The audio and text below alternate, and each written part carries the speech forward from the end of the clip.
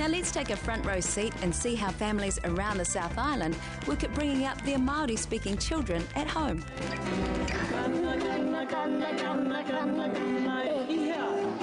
Karakai te ata, ara te waru, waru. Kia tēnei? Ti, orero, parera, hope hope. Waiata, haka, teaching them their pepeha, things like that. Oh, taina. Also, in order for us to keep on top of their game, we will have little signs up around the house just with kupuhau and new kiwaha and new whakatauki that we can try and teach them.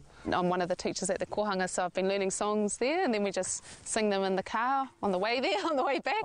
You know, like when you put them to sleep at night, read books, which is really another good way to learn, so you're learning with them. It takes a lot of repetition. That's how kids learn. Repetition, and you hear that in the kids. They repeat a lot of stuff. So, yeah, I find I tend to say something 3-4 times, which is good for me, because I might get it wrong the first time and I think, oh. And so by the time I've hit the second or the third or the fourth, I'm confident that I've got what I'm saying right. It needs to be done in a fun way, which encourages them to use the language.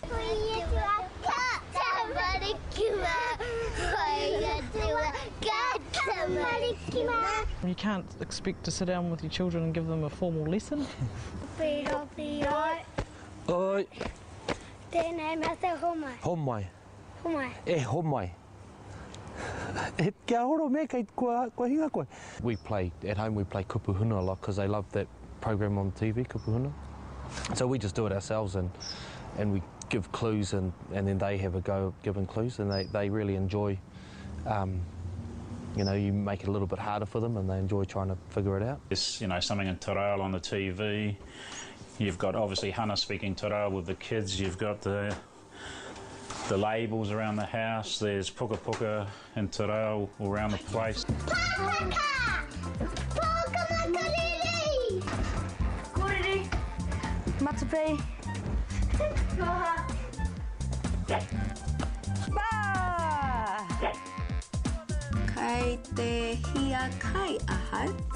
I'm hungry. They just pick it up without even knowing.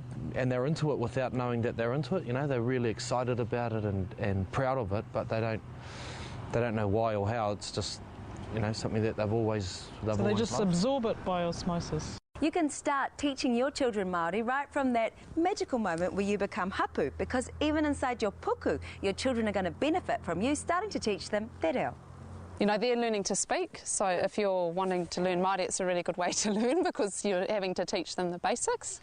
So from the early years, you can talk to him about what you're going to do, you know, like ka tini tana kope, ka tini o i tō kope, or, you know, really basic instructions. Waiata is a big one because he does all the waiata aringa, but he's not speaking yet, so he's not actually singing, but he can understand the song and he knows the actions and all that stuff. If you give it to them from birth, then they've got something that they don't have to struggle to find, or that it gives them a sense of they know where they come from.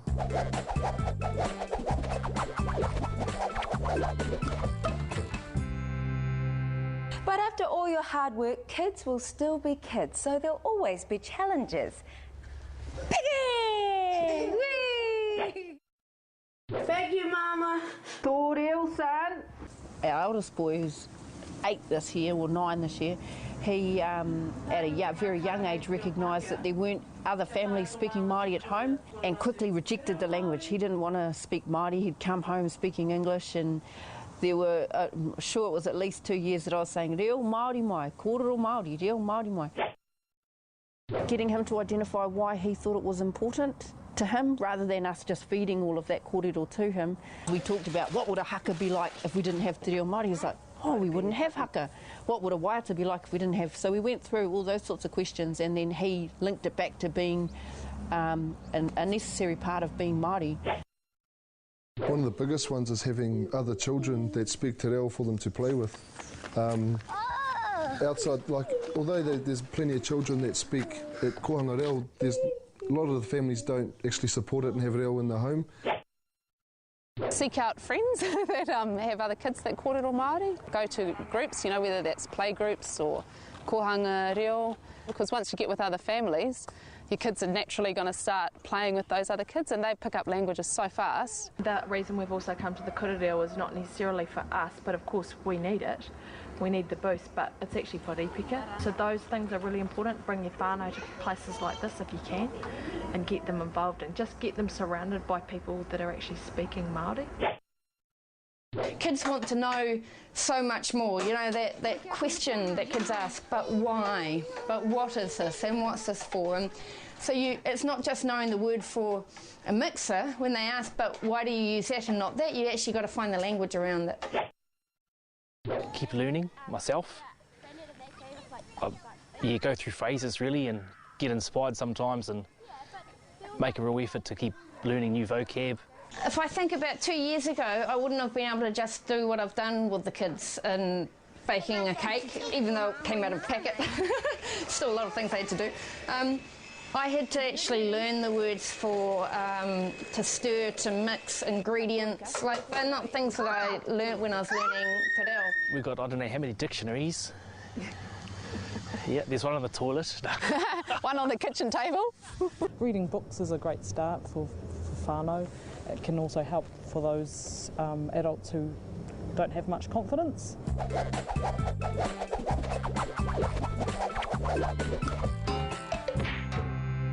But when Rīpika was first born though, I struggled hugely to speak Māori and I was embarrassed publicly to speak it. I was nervous about what I was saying. I didn't understand baby talk, like what do you say? Because you've learnt all this other sort of language, academic language, then all of a sudden you're speaking and having to communicate with the baby. I was worried about my family, what would they think? But it took me a couple of months and then I just sort of slapped myself around and thought, come on, get over that. It's all right. I need to find ways that they can use the reo in any way that they want to be able to use it, and it needs to include all of the new situations and things that they have in their lives. I think it's still the consistency, you being consistent with what you do and how you are, is what will overcome those challenges. Just, you know, stick with it. Babies do things that inspire you to learn more. You think, oh, what's the word for throwing, when he kicks off his blankets? You know, all those things that actually, it's not all work, it's really exciting because you think, oh, I've actually learned a lot today as well. Seeing them kōrero, I think, is the motivation. Tautoko.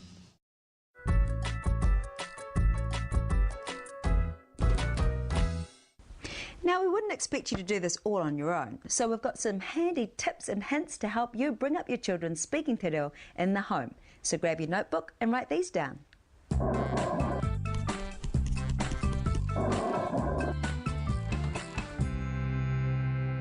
Like anything, you have to crawl before you can walk, and goal setting is a really good way to keep yourself motivated and always learning. So here's a good tip. Go along to the warewhere, buy yourself one of these little whiteboards and write down all your new words and phrases. Here's one I prepared earlier. Ngāi tau pounamu. Here's your bottle. Then use them as much as you can. Wiki ki runga.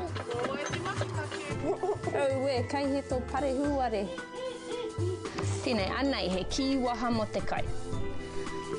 Ko puta a pito. Okay, moi.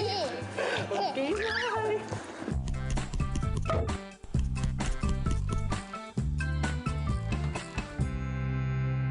Expose your children to as much reo in their life as you can.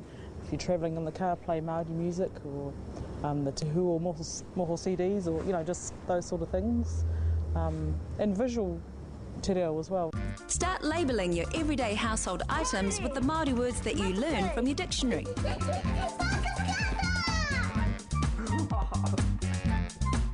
Switch on to Māori television, where you and your whānau can watch your favourite cartoon or show in te reo Māori. E te iwi a Tamariki. That's right, start your day listening to your local Māori radio station. Find other like-minded whānau and gather together and practice using what they know together, so that they're creating te reo buddies for the children and for each other as well.